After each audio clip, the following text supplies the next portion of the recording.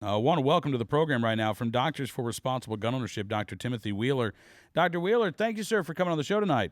Thanks for having me, Cam. And my pleasure. I was doing my normal show research this evening, and I saw that JAMA, the Journal of the American Medical Association, had an article, I guess, in their latest issue, Dangerous People or Dangerous Weapons. But doggone it, I guess civilians like me, doctor, non-medical types, I can only read the first 150 words of this article, and then the Journal of the American Medical Association wants to reserve the rest for people with MD after their name. So, have you had a chance to read this this new piece in the Journal of the American Medical Association? No, I haven't, Cam. Just having an MD isn't enough. You got to subscribe to JAMA, and I unsubscribed a long time ago. Oh yeah, because of the anti-gun bias. Well, for a number of reasons. If I'd had a little more lead time, I could have probably gotten this article, but. I read just the introduction here to this article. It talks about dangerous people or dangerous weapons. It brings up the issue of access to firearms for persons with mental illness. Now, this is, one of those situations where the truth can be mixed with lies, if you know what I mean. Yeah. Certainly, there are people who are mentally unbalanced enough, believe you me, that nobody wants them to have a firearm. And so that is a legitimate reason for those unfortunate and very sick people not to have a firearm. Mm-hmm.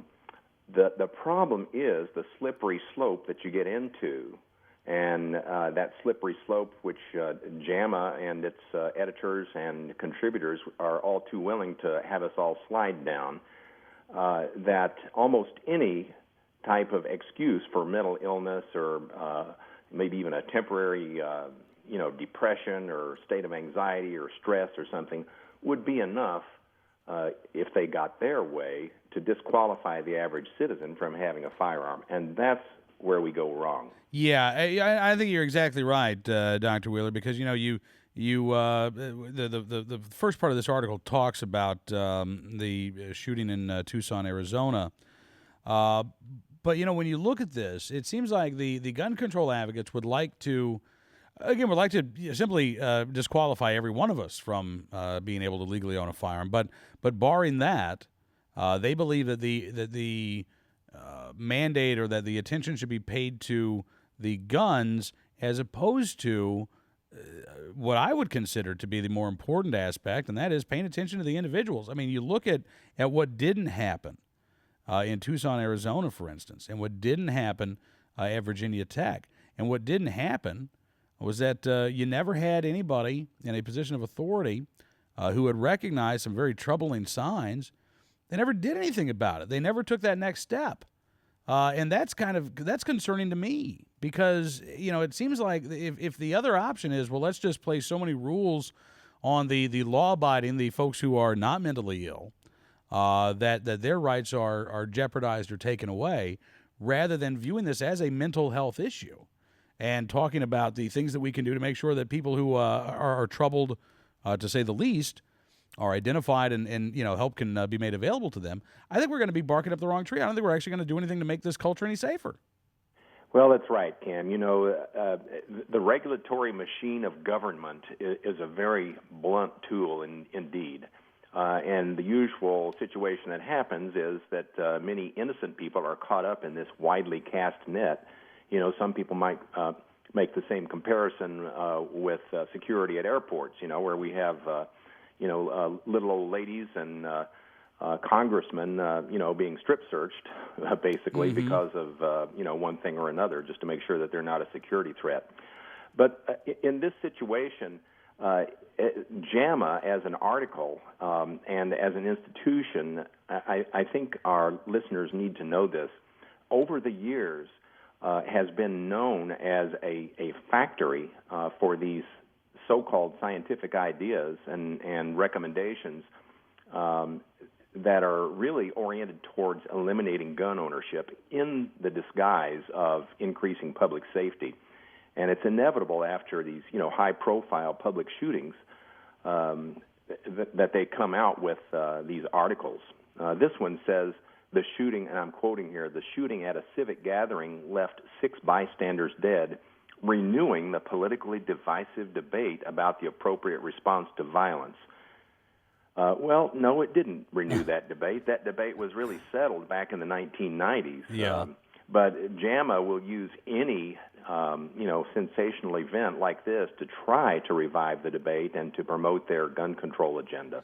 Well, yeah, and again, this is an agenda that that they've had for years now. I mean, as we talk about, not only this issue, but the legislation down in Florida that would prevent doctors from asking these intrusive questions about gun ownership, to kids or to parents. I mean, this has been a fairly concerted effort, Dr. Wheeler, to use the medical community and organizations like JAMA and the American Academy of Pediatrics to advance an anti-gun ownership position. Absolutely. Just before the show here, Cam, I was pulling out some old issues of JAMA that I had. Here's one from 1997, and this is an article out of Johns Hopkins School of Public Health, which was very active in their anti-gun politics back then.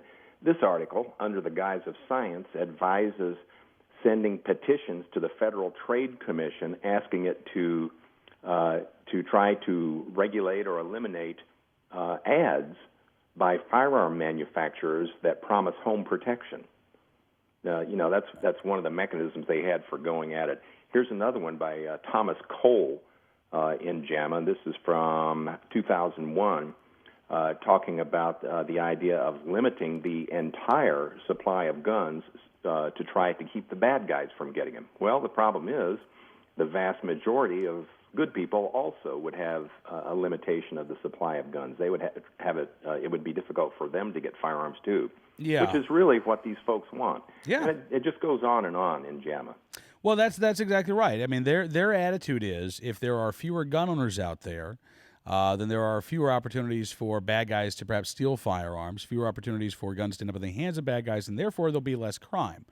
Now, unfortunately for them, Dr. Wheeler, reality doesn't bear that out. I mean, we've had, since 2009, 2 years of very robust firearm sales in this country, more gun owners in this country than ever before.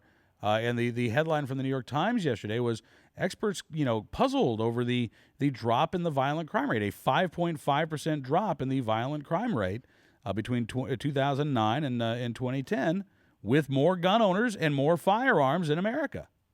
Well, the only experts who are puzzling over that, Cam, are the experts at JAMA.